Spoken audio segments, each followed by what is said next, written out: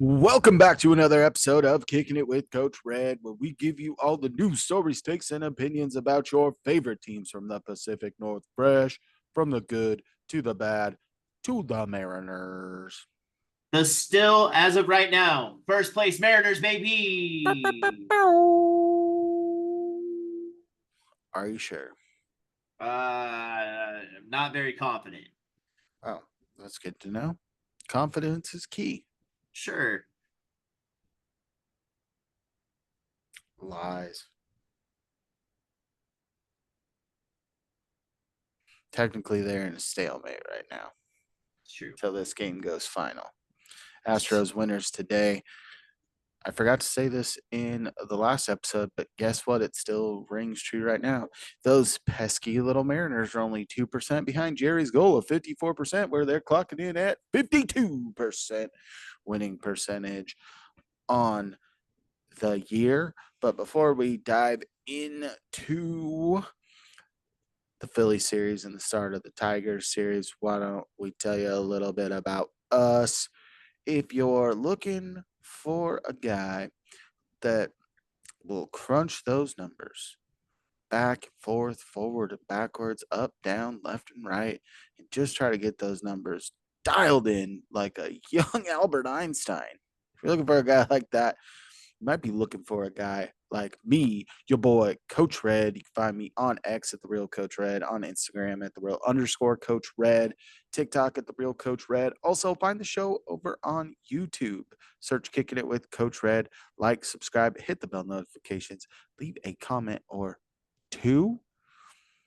And if you are looking for a guy who has a propensity for evil, Sure.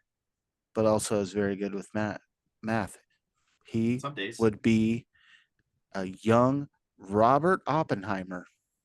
That's who you're looking for. You're looking for a guy like Cain. Yeah, I'm Kane. You can find me over on Twitter, Kane2406. Over on TikTok, Kane0624. Also follow the show's socials over on Twitter and Instagram at Coach Red Pod. Follow us. Do it, freaking do it. All right. Philly series. I want you to give the most perfect breakdown for this one because you were in attendance for this game. For game one. Yeah, what hit me with that score, coach? The score was 10-2. I didn't see the 2 runs that the Phillies scored because it was a packed house. I had my daughter and tried to get on the train a little bit earlier, missed some of the crowd, and we missed the train by a grand total of 30 seconds. So then we did get sardined in 10 minutes later. So that was cool. But what was cooler was the game. Start off, the Mariners, Brian Wu goes deep in the game. Sure did. Big old 7 innings. Yes, Love sir. to see it. Let's see, But 7 innings, 6 punchies. Love that. yeah, just was really keeping him off balance, and you love to see it. But what you love to see even more, first pitch, the bottom of the first, and Victor Robles, after missing a couple of days, goes upper tank left field Not on pitch only, number 1. not only that, not only that, he had JP's walk-up song to show respect to JP Crawford, then goes deep first pitch. Saw the Ain't nothing replay better. later, and he pimped the hell out of it right He sure away. did. Turns to the dugout, getting fired up. Mariners kind of don't do much after that, but then you get into the bottom of the second, and oh my Lanta, was it a sight to see. A couple of guys on, Luke Rayleigh comes up to bat, daughter's favorite player right now. We're sitting in right field just below the Hit It Here Cafe, and he hits a moonshot. I turned around immediately because I've seen balls bounce back off the Hit It Here Cafe. I'm like, I'm ready. That ball went upper tank into right field, which I think a grand total of like 6 guys have ever done at T-Mobile. He hit it. He is tied for second longest home run at T-Mobile Park at 459 feet. by a Mariner. By a False. Mariner. By a Mike Mariner. Zunino holds that record. He does, but he's second furthest by a Mariner at Oh, T-Mobile. Mike Zunino's was 470. Yeah, Mike Zanino's was crushed, but I think Shohei hit one up there that was a little bit further than Yeah. old Luke's. So ball was absolutely tanked. And then the Mariners just keep it going and get the bases loaded for not known power hitter Justin Turner, who puts one into the pen for a grand slam in his first game at T-Mobile as a Mariner. And you're sitting there 8-0, and it's just time to cruise, man. Yep. Having some fun, quick innings. And that's what Brian Wu did, is just cruise. Pitch count Mariners looked play a little add-on. fantastic. Mitch Haniger goes yard in this game as well, starting to pick it up. A lot of talk about some swing changes that he made. And that's all that I witnessed, because after that, we left. And then Jonathan Diaz came in to close out and just fell apart. So And was it probably great? pitched his last inning for the Mariners this year, which he did. I Yes. was actually at the Jonathan Diaz spot start against the White Sox, which he did okay, and he He got some bounced depth. back. He looked rocky to begin with, gave up some runs, but that day was a day the Mariners decided they could score some runs and chip away, and he got you 6 innings, which is short notice. Great to see, Exactly. but not anymore. He has looked not good since coming back and being in a relief role. No. No. All right. To Saturday's game. The Mariners win 6-5. And oh boy, was this just a wild game. You know, they go down 5-0 early and just chip their way back all game to take the series win on the NL Best Phillies. Yeah, walk-off walk by Mitch Haniger in Yeah, this game. big game by the Chaniger. Walk also back-to-back days with a dinger. Love to see that from Mitch. And, you know, he's getting put in the lineup a lot more. So, and not to mention, no, we'll get to that. We'll get Not to to that. mention something. Sorry. But yeah, they kind of went they were getting kind of shelled through 5 innings. Then Mitch kind of started it. Polanco stayed hot. Rayleigh stayed hot. And runs were coming across. Bullpen did their job. And, you know, this was just a weird pitching from the Phillies because they had relievers go all game. Yeah, not what you love to see, but you love to see the outcome. And they were bringing this up since the All-Star break in games that the Phillies had allowed a single run during. They lost every game that they've allowed a run, which didn't bode well for Sunday for the Yeah, Mariners. I'm pretty sure we lit up their best reliever too in Hoffman. I think that's where all the runs came off of. Well, good thing we used up all those runs the previous 2 days, because no runs were coming on Sunday. No, Zach Wheeler, he's one of He the was better wheeling and pitchers. dealing. He is one of the best pitchers in the National League. And boy, did he show up on Sunday. Let's see, how many strikeouts did he have? He punched 9. So unfortunate. Yeah, the Mariners just couldn't get it going. But Victor Robles, back-to-back plays later in this game in center field. One, not the best read, gets turned around, reaches behind his head to get it. He's not even looking at the ball when it goes into his glove. It was insane. And then he follows it up with a slide / diving catch in shallow center the next play. Yeah. Hey, guess what? After the homer and those plays, hip's fine.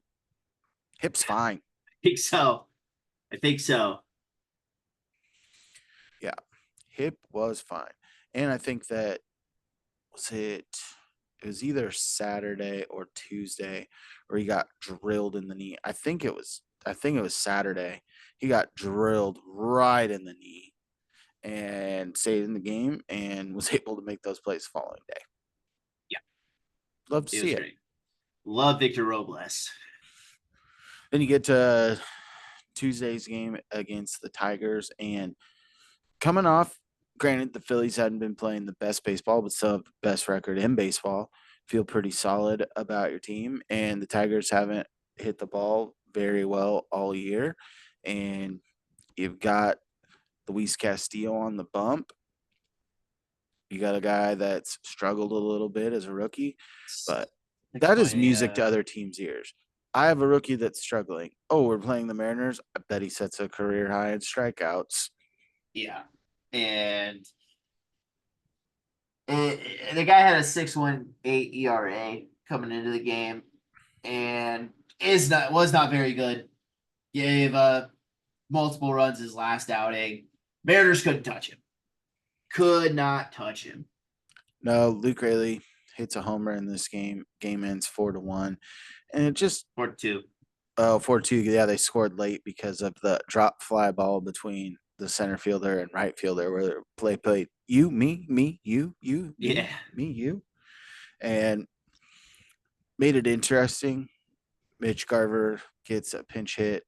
They bring in a lefty for Luke Oh Rayleigh, yeah. which it had it had the makings to just be something special, and it wasn't. No, I it was was not. hoping. I was hoping just not for the Mariners' sake, but for Mitch Garver's sake, that he could have really just squared that ball up, and he did not. He He's swung got at the a opportunity pitch. to do it today. He swung at a pitch above his eyes. Yeah, not great. No. Not great at all. But puts the Mariners since the last time we talked to you at a 500 record. Luckily, the Rays did some work over the weekend against the Astros, but Texas did not. So, as we're sitting here right now during the game that's being played where the Mariners are currently down, they are in a tie for first place and can either be a half a game up or a half a game down, depending on the outcome of this game. And it's not looking great because we're in the third inning and George Kirby is over 60 pitches, 64 pitches, giving up 2 runs. Not looking great. And Scooble is just looking pretty solid out there. Kind of, Patting he's his looking like an all-star. patting his case for Cy Young. Yeah. So if something cool happens, we'll let you know live on this episode. By Yep. live, whenever you're listening to it, you get to hear our honest reactions. But that being said, let's move over to our picks to click. Kane, who was your pick to click last week? Randy Arozarena Mine was Dylan Moore. Dylan Moore had didn't a do single. much, had a couple of errors, and Randy Arozarena also didn't do a ton, but he did better than Dylan Moore. A couple of doubles on Saturday, a couple of key walks. Randy gets it, so we are back to a tie between the two of us. Kane, who is your pick to click for this next week? For this next week. Ugh. It's you got some interesting choices here. I could always go good old reliable. I'm kind of at a loss this week for who I'm gonna take. So I'm just gonna throw a dart at the board, and I'm gonna go with Jorge Polanco stays hot and is gonna have a huge week after Tariq Skubal is out of here. Well, So he's batting righty in this game versus Scooble, so there's a chance because batting average is quite a bit better right-handed as compared to left-handed, and I can't choose him because every time I do, he goes into a tailspin. yeah. So that's who I'm taking this week. Coach Red, who are you taking for your pick to click? I'm gonna throw a dart right to center field. Give me Victor Robles again. The dude's a menace, man. If I would, I think that if I would have chosen him last week for back-to-back weeks, he would have won. Home run, dazzling plays. The guy's just feasting, Multiple leadoff singles. Like, getting on base. He's stealing bases. The guy's a Yeah. menace, Yeah. and I'm all here for it. This when he first came over, DFA, getting limited playing time, has a bad error in left field, his first game, not really hitting. Then you're forced to play him. And man, he just took off. And not sure what he's doing differently 100%. He's changed up some things with the stance and his timing, but it's working. And the one thing that I really like about him, yeah, he strikes out a little bit, not nearly at the clip of the rest of this team, but he's short and sweet to the ball. He doesn't change his swing. He's not swinging out of his shoes. He just, when he catches the ball right, he hits it hard. And he's great on the base pass, which kind of leads me Dude, to I told you, Victor Robles is amazing when we got him. I was so stoked that we got him, and you're like, he nah, wasn't amazing for the last 2.5 years. hey man, he was a former top prospect. The tools were all there. That's cool. There's been a lot of former top I prospects understand who that. don't pan out to be anything. Have you met Dustin Ackley? Yeah. Yeah, sure. You did? How was he? I, Cool? yeah, probably. Oh, I thought you met him. All right. But the Victor Robles thing does kind of tie into the second part of this episode. We're going to talk about a couple of guys who have the Mariners have the opportunity to do kind of what they do best, which they're usually not the biggest players in free agency. Usually it's extensions signed with the team. And you've seen that in the past with the likes of Felix Hernandez. You've seen that with Kyle Seager. You've seen that with Julio Rodriguez recently as well. Luis Castillo is another name that comes to mind after they made the trade for him. So we've got four guys that we think the Mariners should be intending to extend as early as any day now. Yeah, Any day any now. day. And what we're going to do is we're going to talk about the player. We're going to talk about what we would offer. We'll come to a consensus. And then if you will come from the perspective that if you were that player, would you take this steal from the Mariners? First guy we're going to talk about, weird, my pick to click, Victor Robles. And this is really spurred on by him talking to the Seattle Times, saying he really likes it here. He would love to stay here. I think that if you have an outfield that consists of Julio, Robles, and Rosarena for a couple of years, it's just going to be fun, athletic, fast outfield. Although you've seen some knuckleheadedness plays from all three at times, I would say that Randy's probably league average, but throws in the highlight plays that make you just go, "Oh, that was awesome." And then I would Yeah, say that Julio and Robles are above average fielders, and every single one of those guys, 20 plus steals is no problem in a year. right, So it's Victor right. Robles, guy that was DFA'd, former top prospect, 27 years old. What are you kind of thinking contract wise here? You and I had a discussion about this the other day, and for me, I want to give him a 3 year, 18 mil. So six per, kind of give him a little bit good on the guaranteed, right? Well, it's all guaranteed. Welcome to Major League Baseball. Okay. Well, uh, but I think you lock him up for 3 years. At that point, with your farm system and everything, at some point he knows he's gonna probably regress, become a role player at that point, right? So you kind of have the security of him, especially if he keeps this tail, and then you can start him if he's still propelling, right? And it doesn't really matter. So you have your outfield locked up for 3 years at the max. The rest of this year plus 2 or 3, and the vibe he brings to this team, dude, it's unreal, right? He's sitting there just screaming at almost everything he does, trying to get this offense, He's this having team fun. going. Exactly. Like every time a ball is hit out to another outfielder, he is right there backing up. As soon as the play's made, clap it. Good job. Except if there's sun, dude, he cannot fight the sun at T-Mobile. Like it's bad. I'm gonna digress from you a little bit. I'm gonna go with 2-year deal, and I'm thinking somewhere in the range of 7 to 10 mil a year. You look at Demo. Demo got like the 6 mil a year, 3-year deal extension um, to buy out his RBers, and I think with Robles, he's had that resurgence a little bit this year. I think with a 2-year deal, that puts him back in free agency at 29 years old.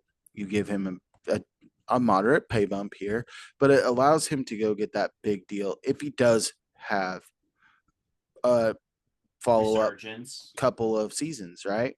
Right. And it also puts you in a position where if the Mariners over the course of the next 2 years find themselves out of playoff contention around the trade deadline, he'd be a rental year and a half type guy that doesn't have crazy money attached to him. So you could get a good prospect haul in return.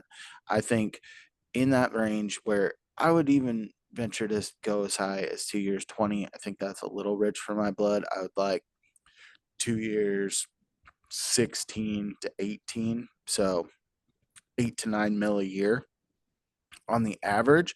And I think that puts him in a good spot to stay with this team as it's currently constructed, be there to be able to hand it off. And if things go sideways and let's say the pitching staff implodes and the Mariners are finding themselves on the outside looking in, the contract's not too much or too little. And it gives the guy the opportunity to go get that big deal while he's still young enough to command that type of deal.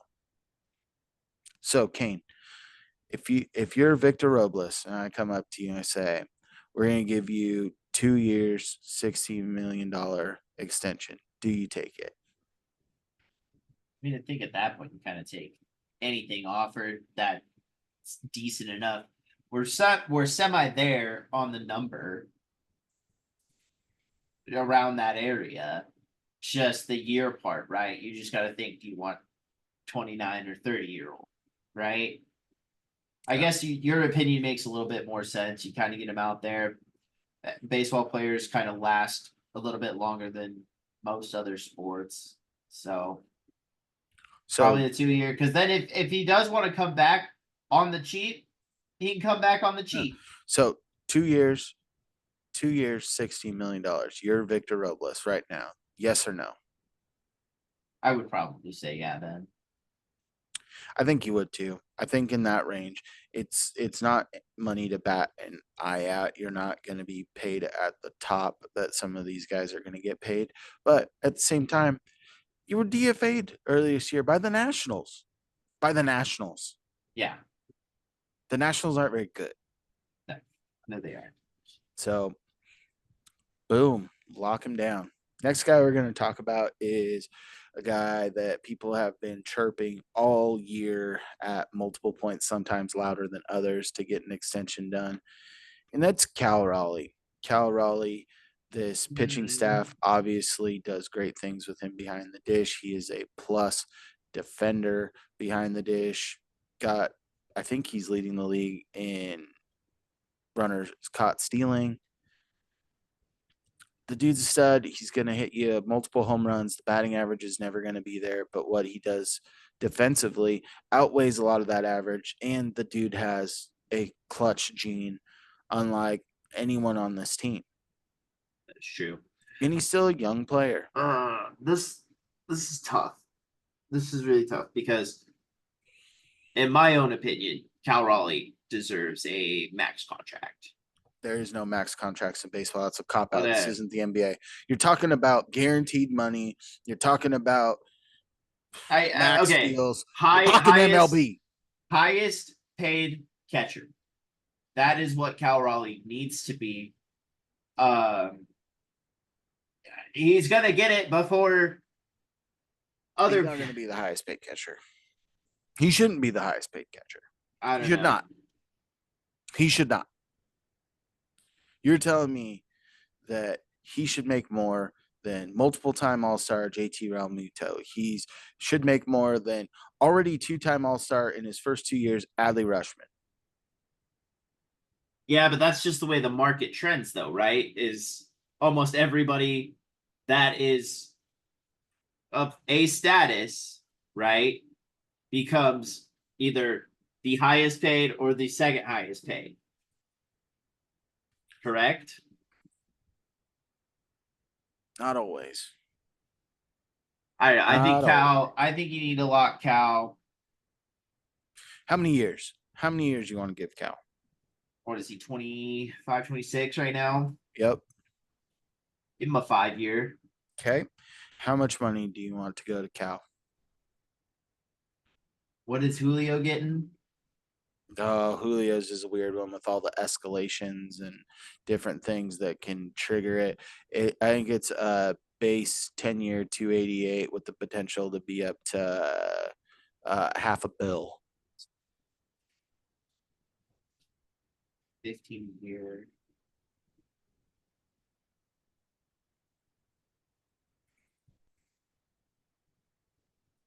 Do, do, do, do, do, do, Dude, I'm do, doing math.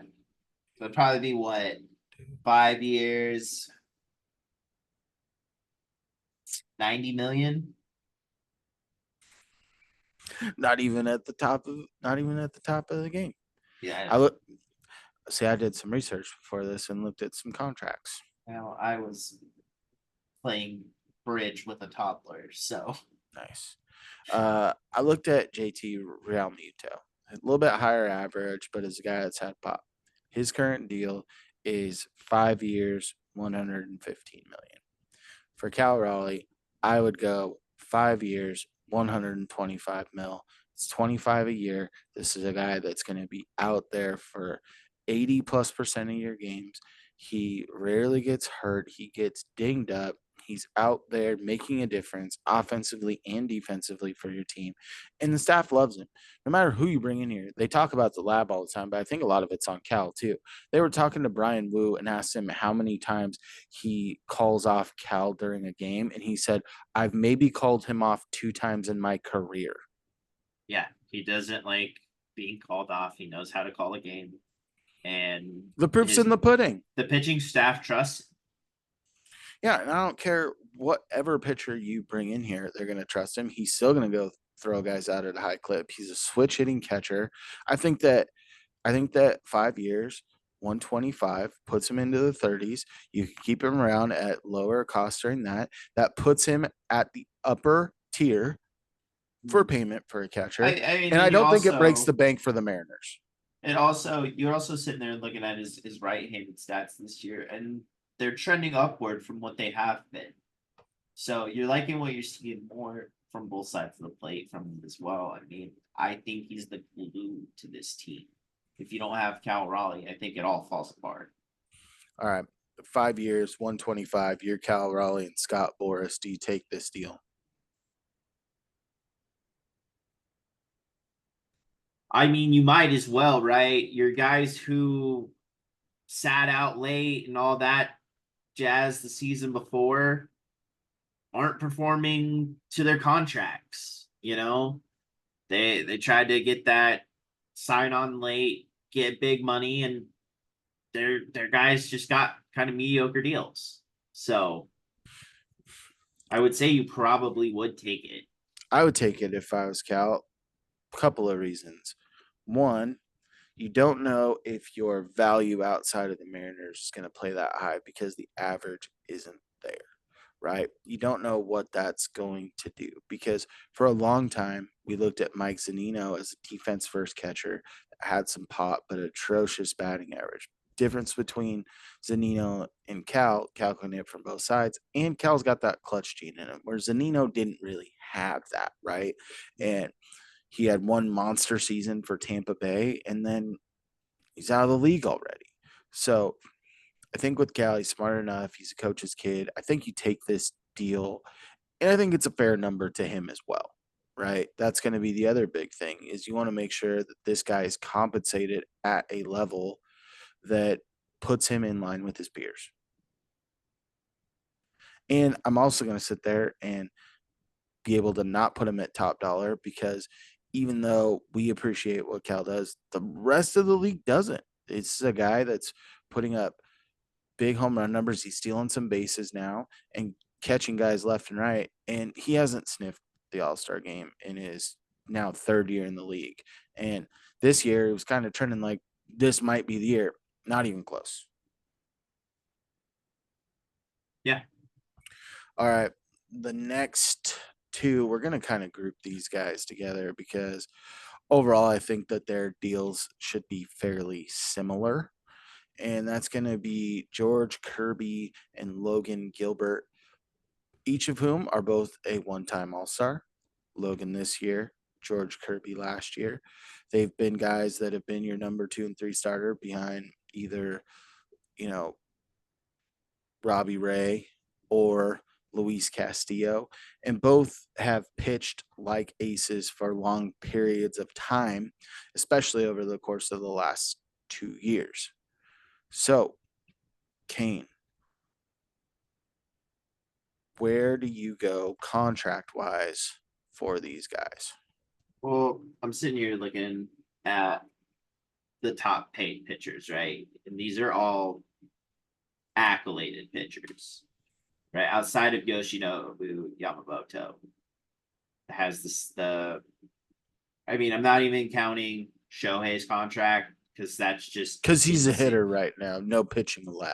Like it's insane, right? And so he's sitting there at a 12-year, 325 million. But you're also the years is where I think they get 7 year deal For both of them. Okay. for both of them. Because you look at Strasburg, right? Was making 245. I think it's tough for them to swing it because I don't think they can keep both of them. Agreed. So I think you go 7, 285 million. Do you think the Mariners would do that deal? I I don't. mean, they're they're really good. So they have the Cy Young potential, all that, lead the league in all these stats. Will the Mariners do it? No. No. But And that's what we got to do, a realistic Mariners offer. So here's a guy that I think compares decently contract wise. I think that both these guys will get a little bit more. Let me go to a guy that the Mariners did make a deal with, and his name is Luis Castillo. Good guy to base the deal around, right? He signed a 5-year, $108 million deal. I think that number is low, and I think the years are low because Luis had been in the league for a little bit and was going into the last year of his arm. If we're looking at the Mariners as a whole, you've got an extra year of time for Kirby, and I think that you're going to have to pay a little bit more. Yes, I would offer, oh boy. that's a big number. When you said you were going to go to Old Reliable, I thought you were going to take Cali, could have got the early lead. Damn it. Dinger. So back to the Luis Castillo contract. 5 years, 108. I think that yes, you offer 7 for both of them. I think you have to incentivize Kirby's deal a little bit more because you're buying out more of his arbitration, right? You're going to need to do that. So I think that for Logan Gilbert, I would go 7 years, 24 mil a year on the average. 754, 20, 168 mil. 68. For George Kirby, I would throw him a 7-year deal at 26 mil a year. So you're 140, 6 times 7, that's going to give you 42, 182 over 7. So you got 164 and 182.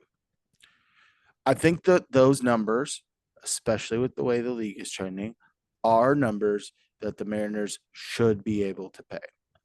I don't know They, if they can pay both of those guys that, oh, because John Stanton, if he sells the team, they'll be able to depending on who they sell to, they could afford that no problem. But if you're George Kirby or Logan Gilbert in your shoes, do either of them take that deal? I think Logan takes his. I do think Logan takes his. I he I think trusts. I think it's the other way around. I think Logan's already been offered an extension earlier in his career. He did not take it. I think it's the other way around. I think Kirby takes it. I think Logan tests the market. That's tough because I just feel like the rapport that he's built up with Cal, right, and all that. I think that if Cal signs an extension first, that's a big bargaining chip that they have for any pitcher that's currently on staff, especially these two a little bit more seasoned young starters. I mean, we're not Well, even talking about Wu and Miller. I need to see another year of both of them before we can start talking about the extension time there. But I think that you've got an all-star appearance from each of them. I think Kirby, the money's right there too. I mean, it's not huge money that you see, the Garrett Coles of the world getting or anything like that. But that's good money. It's good money. And the one thing that I think that will play a little bit to the guys that have been on the Mariners, and I think this is one thing when you talk about pitchers, I think that they're going to like to come to the Mariners because you've seen the uptick in guys, the likes of, you know, Gabe Spire, Stanek for a while had a little bit of resurgence there, right?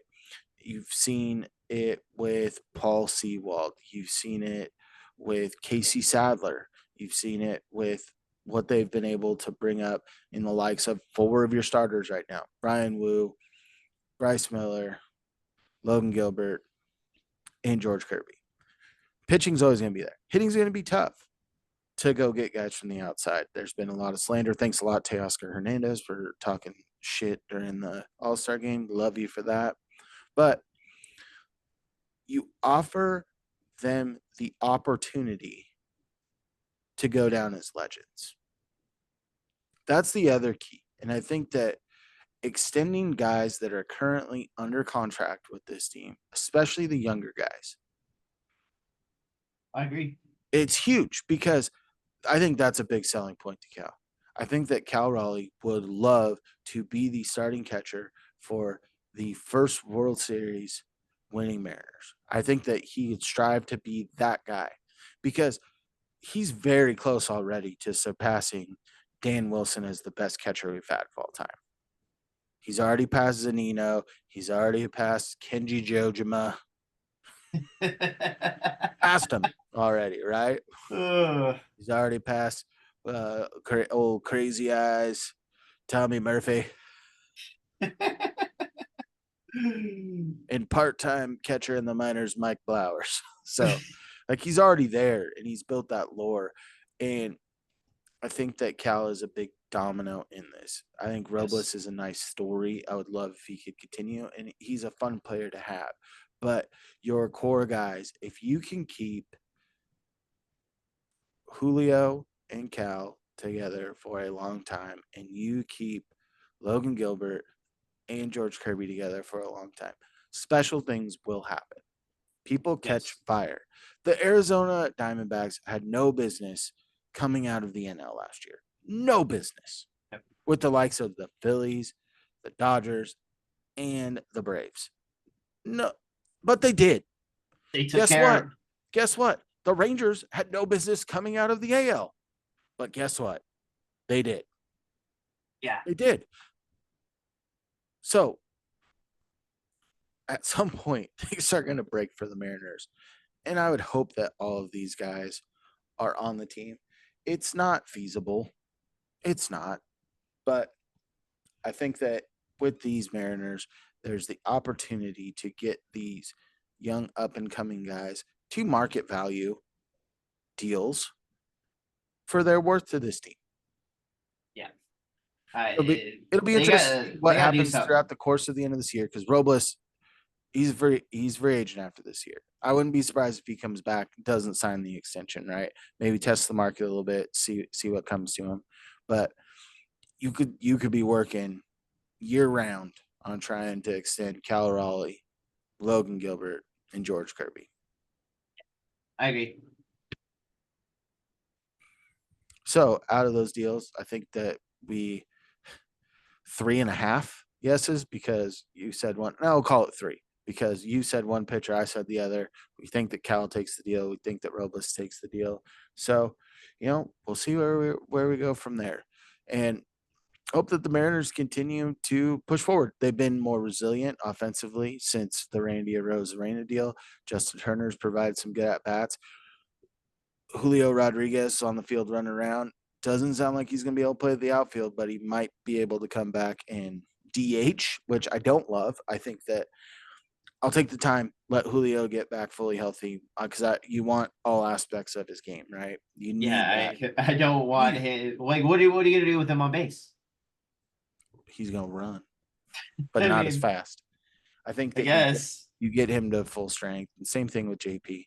It's tough because but the Mariners have been doing better offensively, and neither of those guys have been in the lineup, right? Can you ride it forever? Is Mitch Haniger going to stay out? Is Victor Robles going to stay out? Is Dylan Moore going to still be able to hold it down offensively and defensively? The combination of him and Leo Rivas. I don't think so. But Right. you've got to make sure that you're best prepared to make that push down the stretch and into the playoffs. And you need those guys healthy. You can't be, oh, he's out for 2 days. We need some rest, and he just never gets. Neither of them get fully healthy again. You gotta bite the bullet and make the play for a little bit longer game, and it's a tough pill to swallow. Yep.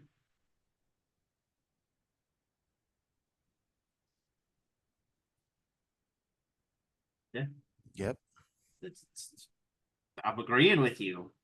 and I'm agreeing with the fans and you that we should get more follows over on social media. And you can do that by following a guy like me, your boy Coach Red, on X at the Real Coach Red, on Instagram at the Real _ Coach Red, TikTok at the Real Coach Red. Also find the show over on YouTube. Search Kicking It with Coach Red. Like, subscribe, hit the bell notifications, and leave a comment or two. Kane, where you at? Find me over on Twitter, Kane2406. TikTok, Kane0624. Also follow the show's socials over on Twitter and Instagram at Coach Red Pod. False. Do it, freaking do it. And as always, stay fresh. Stay fresh, peeps. Peace.